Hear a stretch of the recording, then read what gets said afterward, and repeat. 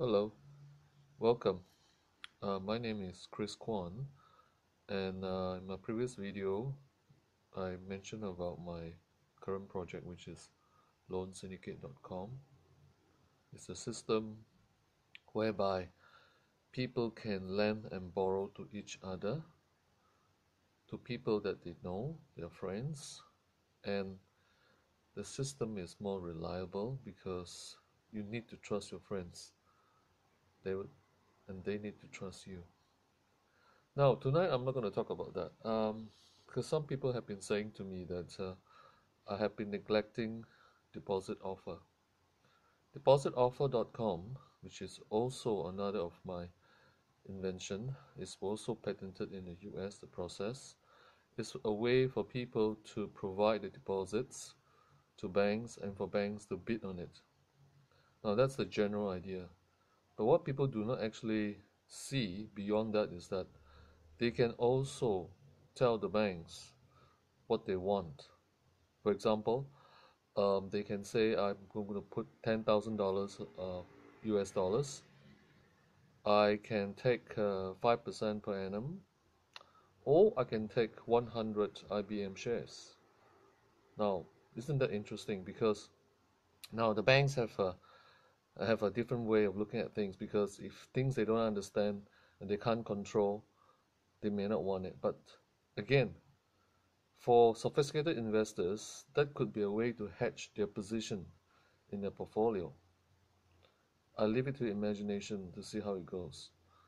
Now, there's also the other part.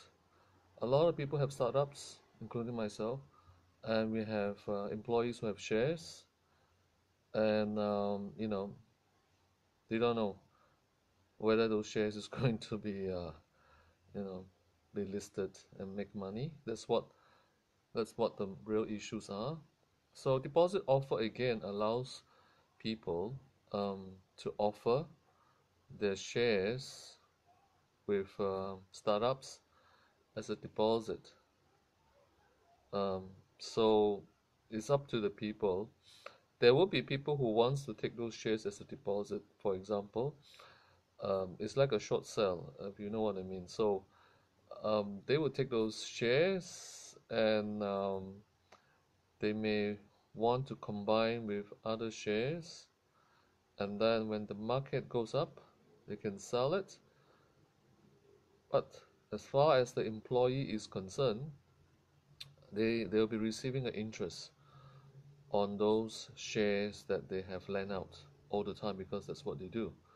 Now, when the market come back down again, the person who actually took the deposits can actually buy back from the open market and return it to the the person who owns the share in the first place, the employee.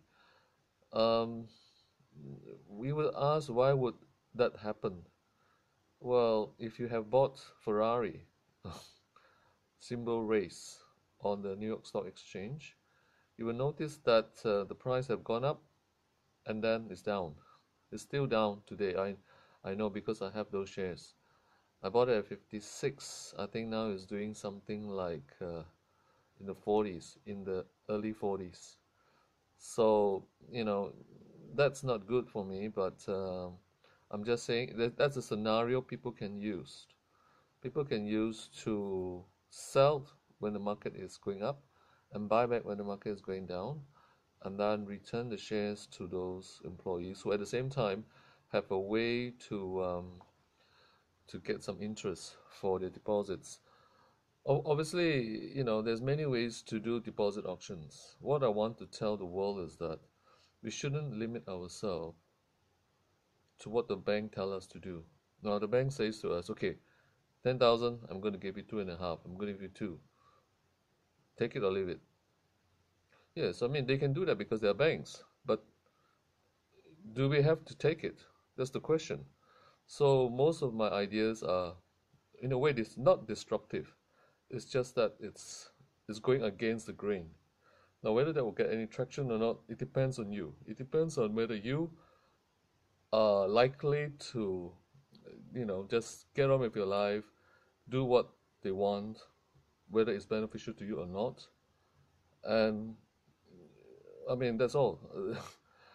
Well, I am interested in doing something else different, and I hope it will make a difference. From the bank's point of view, they don't see, if the thing is not broken, why fix it? I know because I used to work in a bank. They don't really think about what's going to happen in down 10 years from now. They're only interested in making the next $1 million in the next 5 seconds. And how they do it is that they probably just buy and sell. That's what banks do, buy and sell. And when the market is going up, everybody buys, they're selling. When the market is coming down, everybody's selling, they're buying. It has to be this way, otherwise it doesn't work for them. So you have to take a contrarian view in most cases, like in my case, I decided that it's better to take a contrarian view, and that is for the depositors to have a say in what they want from the bank. Of course, the bank is not going to be crazy about it, but who knows? There are many struggling banks who may think otherwise, who may think it's a good idea. There are 5,000 over banks in US. Many of them, 95% of them are very small banks. In Australia, there's only there are four big banks and many smaller banks, but they are not in competition. It's the same in Singapore. I mean, they just do what they've been doing for the last 20 years. It's very interesting because they haven't changed much. The only thing that really changed the banking world is derivative by options, and that was in many years ago, maybe 35 years ago. So if you understand what I mean, there is nothing much have changed except okay, securitization. But look at what he has done to the majority of us, and so we need to do something different. We need to be able to do something that the bank, I think, will sit up. Okay, I know I've been blabbing for too long. Thank you again.